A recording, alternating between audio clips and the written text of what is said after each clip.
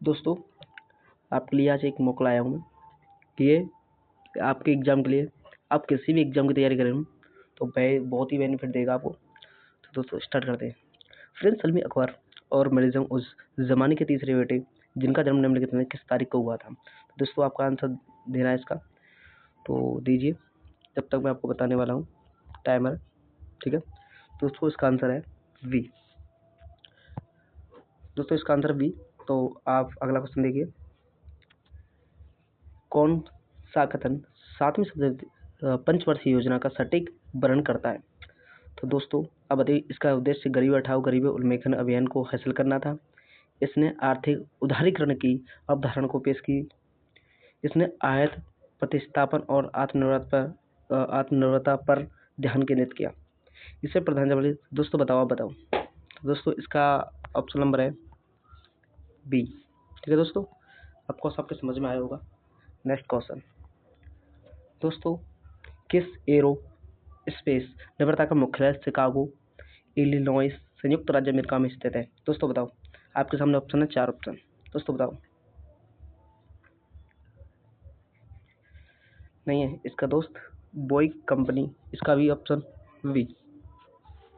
ठीक है दोस्तों, अगला क्वेश्चन। दोस्तों आपके सामने ऑप्शन है निम्नलिखित में से कौन सी पुस्तक कालिदास द्वारा नहीं लिखी गई है। दोस्तों कालिदास द्वारा नहीं लिखी गई है। तो दोस्तों आपके सामने 4 ऑप्शन है, आंसर दीजिए। ठीक है दोस्तों, मेघदूत ये कालिदास द्वारा लिखी गई है। उत्तर रामचरित्र ये कालिदास द्वारा नहीं लिखी गई। उत्तर रामचरित्र कालिदास द्वारा नहीं लिखी गई दोस्तों। ठीक है, इसका ऑप्शन नंबर तीसरा। ठीक है दोस्तों, नेक्स्ट क्वेश्चन। गोल्डन गर्ल पुस्तक के लेखक कौन है। गोल्डन गर्ल के लेखक की पुस्तक कौन है। दोस्तों बताओ। सुनील गावस्कर, पीटी उषा, सचिन तेंदुलकर, मल्लेश्वरी। तो दोस्तों इसका ऑप्शन नंबर है वी। नेक्स्ट दोस्तों, निम्नलिखित में से किसी करंट का है। दोस्तों ये करंट का क्वेश्चन है।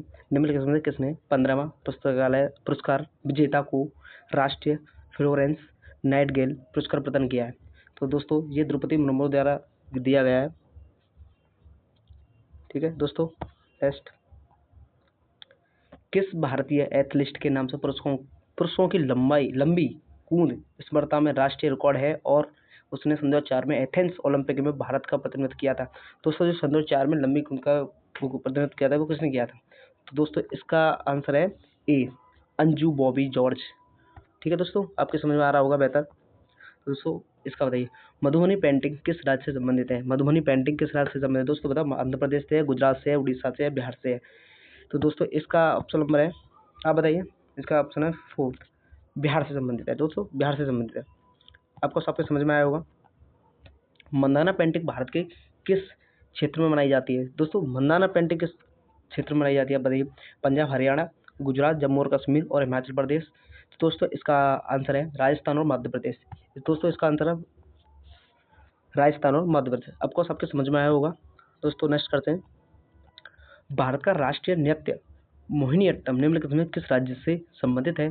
तो दोस्तों आप बताइए। उत्तर प्रदेश, केरल, आंध्र प्रदेश, मणिपुर। तो दोस्तों आप बताइए। दोस्तों इसका ऑप्शन वी, ये केरल से संबंधित है। दोस्तों मैं समझ रहा हूँ आपके समझ में आया होगा। तो दोस्तों नेक्स्ट करते हैं। तेलंगाना में मधुकम्मा उत्सव किस लोक नृत्य शैली का प्रतीक है, जहाँ महिलाएं मधुकम्मा नामक फूलों की सजावट के आसपास नृत्य करती हैं। तो दोस्तों बताइए इसका क्या है। यक्षगान है, पेरिनी, दंडवन है और लंबाड़ी है या कोलाट्टम है। दोस्तों मैं आपको टाइम देता हूँ, बताइए। इसका ऑप्शन नंबर है सी, लंबाड़ी। ठीक है दोस्तों, आपको समझ में आया होगा। और हम नेक्स्ट करते हैं। संजय 30 तक इलेक्ट्रॉनिक वाहन चार्जिंग स्टेशन के लिए सरकार का लक्ष्य क्या है। दोस्तों आपके लिए ऑप्शन दिए, आपके सामने 4 ऑप्शन दिए, 50,000, 75,000, 1 लाख, 2 लाख। तो दोस्तों आप बताइए इसका। मेरे हिसाब से इसका ऑप्शन है बी, सी। ठीक है दोस्तों, आपके समझ में आ रहा होगा। दोस्तों आप बताइए। 10वीं वार्षिक विश्व मुक्त क्षेत्र संगठन कांग्रेस कहाँ आयोजित की जा रही है। दोस्तों आपके सामने ऑप्शन है दुबई, सिंगापुर, शेंजेन, जमैका। तो दोस्तों बताइए कहाँ संगठन की है 10वीं वार्षिक विश्व मुक्त क्षेत्र। बताइए दोस्तों क्या है इसका। इसका ऑप्शन 4, ठीक है दोस्तों, बेहतर है आपके समझ में आया होगा। दोस्तों आगे ऑप्शन सवाल, उड़ीसा के बोंडा जनजाति से नीट पास करने वाले पहले व्यक्ति का नाम क्या है। दोस्तों आपको ये तो पता होगा, फिलहाल का करंट अफेयर्स का सवाल है। तो दोस्तों इसका ऑप्शन है ए, मंगला मुदली, मंगला मुदली, ठीक है, मंगला मुदली। ठीक है दोस्तों, नेक्स्ट, लंबे दूथन वाली एक नई सांप प्रजाति जिसका नाम हैतुल्ला लोरंगोसिस्टम की है, की खोज में खालिस्तान की खोज में की गई है।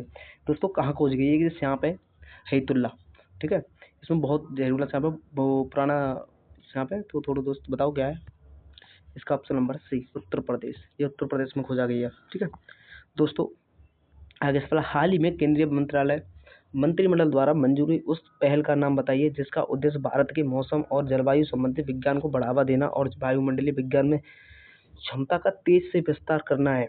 दोस्तों बताइए, देखो वायुमंडल से संबंधित, तो ये अभी फेल का करंट का सवाल है, और जो योजना अभी आई है तो ये मिशन मौसम से संबंधित है। मिशन मौसम से किससे दोस्त, मिशन मौसम से संबंधित है। ठीक है दोस्त, फीफा रैंकिंग में भारत का वर्तमान स्थिति क्या है, जो फीफा रैंकिंग में भारत का वर्तमान स्थिति क्या है। दोस्तों 124 कितना है, 124 दोस्तों, कितना है 124 दोस्तों, 124 ध्यान रखना है दोस्तों, बहुत इंपॉर्टेंट, वेरी इंपॉर्टेंट सवाल है, बहुत इंपॉर्टेंट। भारत में मुद्रास्फीति लक्ष्यीकरण कौन सी संस्था कर रही है। दोस्तों जो आपको तो पता होगा, ये इकोनॉमिक का सवाल है इसका, दोस्तों आपको पता होगा भारतीय रिजर्व बैंक कौन सी करती है, भारतीय रिजर्व बैंक करती है दोस्तों। नेक्स्ट दोस्तों, आयनिक यौगों में बंध के संबंध में निम्नलिखित में से कौन सा कथन सत्य है। दोस्तों कथन सत्य दिखाना, आयनिक यौगों में अधातुओं के बीच इलेक्ट्रॉनों को के साझाकरण से बनते हैं, या पहला ऑप्शन गलत है, पहला ऑप्शन रॉन्ग है दोस्तों। आयनिक यौग में धातुओं से अधातु में इलेक्ट्रॉन के स्थानांतरण द्वारा बनती है। दोस्तों B option correct, B option है दोस्तों, इसका बी ऑप्शन है।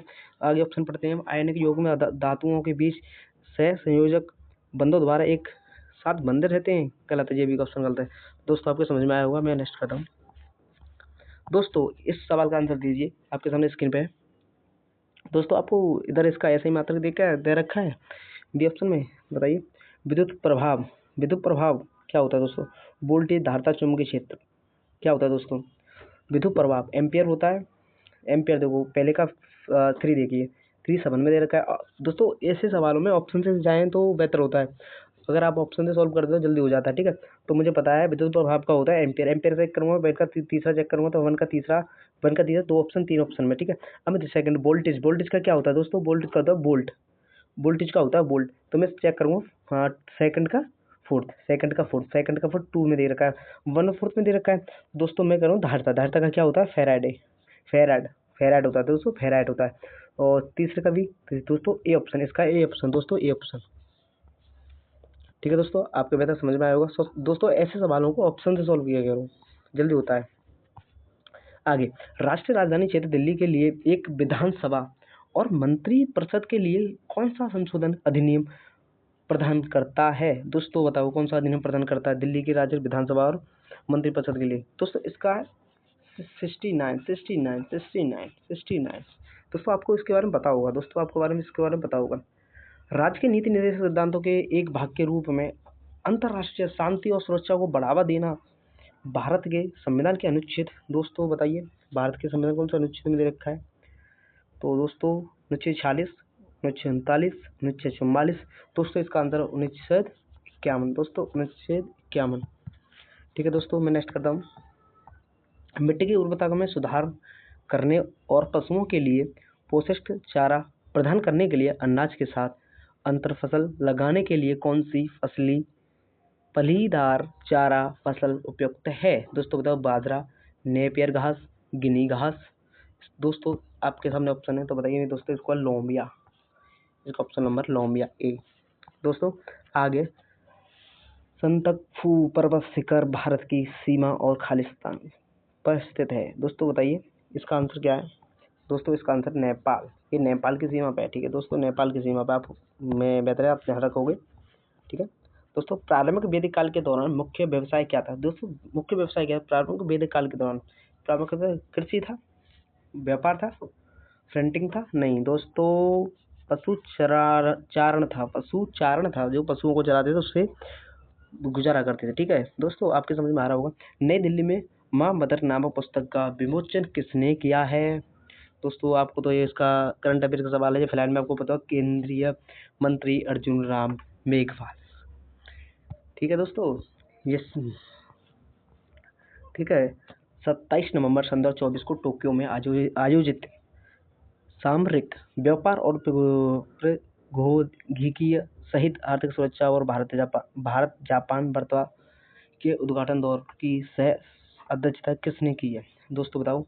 तो इसका जो हमारे विदेश मंत्री है उसने की है एस जयशंकर विदेश के हमारे भारत के विदेश मंत्री भी हैं। ठीक है दोस्तों, भारत के नए नियंत्रक और महालेख परीक्षा कैच के रूप में किसी नियुक्त किया दोस्तों। कैच के रूप में किसी का जो सुप्रीम कोर्ट था उसको कैच के रूप में किसी नियुक्त किया दोस्तों। इसका ऑप्शन है के संजय मूर्ति। दोस्तों आपको समझ में आ रहा होगा।